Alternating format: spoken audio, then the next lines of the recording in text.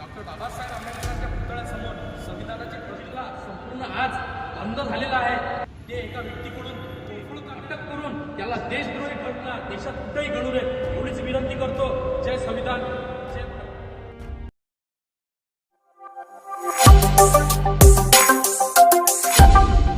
Smart Ahmednagar news.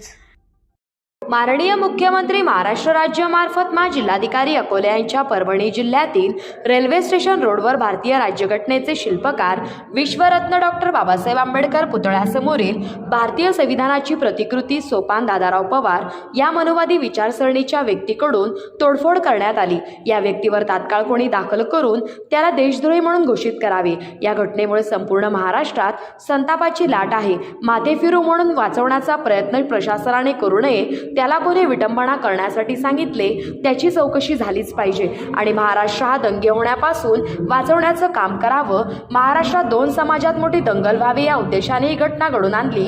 या घटनेचा mastermind कोण आहे त्याची सखोल चौकशी झालीच पाहिजे, अन्यथा महाराष्ट्रभर भीमसैनिक रस्त्यावर उतरल्याशिवाय राहणार नाही हा इशारा देतो। ज्याला देशाचा संविधान मान्य नाही त्याला या देशात राहण्याचा अधिकार नाही। तात्काळ देशद्रोही म्हणून या देशातून हकलपट्टी केली पाहिजे अशी आम्ही मागणी करतो। या घटनेचा जाहीर तीव्र निषेध करतो। दिनांक 11/12/2024 सम्राट अशोक सेना महाराष्ट्र राज्य आकाशदादा शिरसाट, नक्षल तेलगोटे, रोशन शिरसाट, ॲडव्होकेट प्रदीप पवार गुरु, नील सोनवणे, सिद्धू मेश्राम, बिट्टू शिरसाट, अनिकेत इंगळे, भरत आदी उपस्थित होते। अकोला जिल्हाधिकारी यांच्या मार्फत आम्ही महाराष्ट्राच्या मुख्यमंत्र्यांना निवेदन दिलं। परभणी जिल्ह्यात डॉक्टर बाबासाहेब आंबेडकरांच्या पुतळ्यासमोर जी संविधानाची प्रतिकृती ठेवलेली होती ते एका व्यक्तीकडून तोडफोड करण्यात आली। त्या घटनेमुळे संपूर्ण महाराष्ट्रात आज संतापाची लाट पसरली आहे। संपूर्ण परभणी जिल्हा आज बंद झालेला आहे। त्याचा प्रतिसाद म्हणून आज प्रत्येक जिल्ह्यात त्याचा निषेध करण्यात येत आहे। अकोला जिल्ह्यात सुद्धा आज आम्ही माननीय जिल्हाधिकाऱ्यांना निवेदन देऊन त्याचा निषेध केला आहे।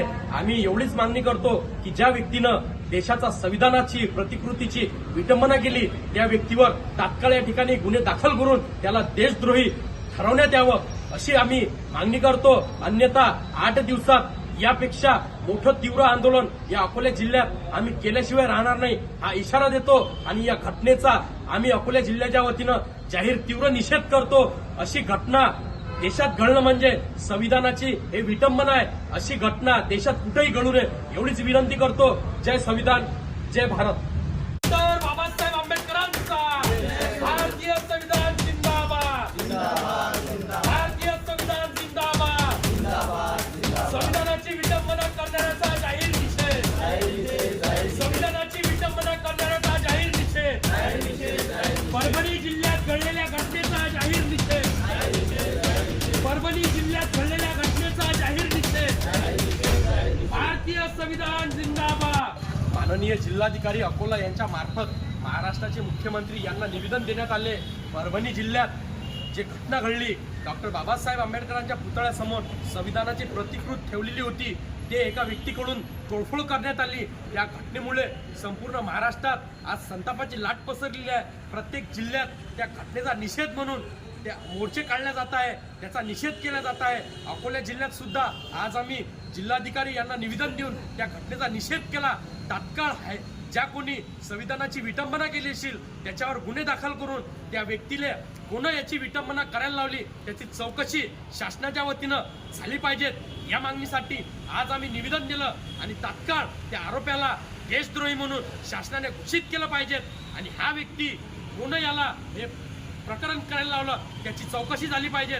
देशात महाराष्ट्रात कायदा सुव्यवस्थेचा प्रश्न निर्माण नाही झाली पाहिजे याची दखल माननीय गृहमंत्र्यांनी घेतली पाहिजे एवढीच आजच्या माध्यमातून विनंती करतो आणि या घटनेचा आम्ही निषेध करतो।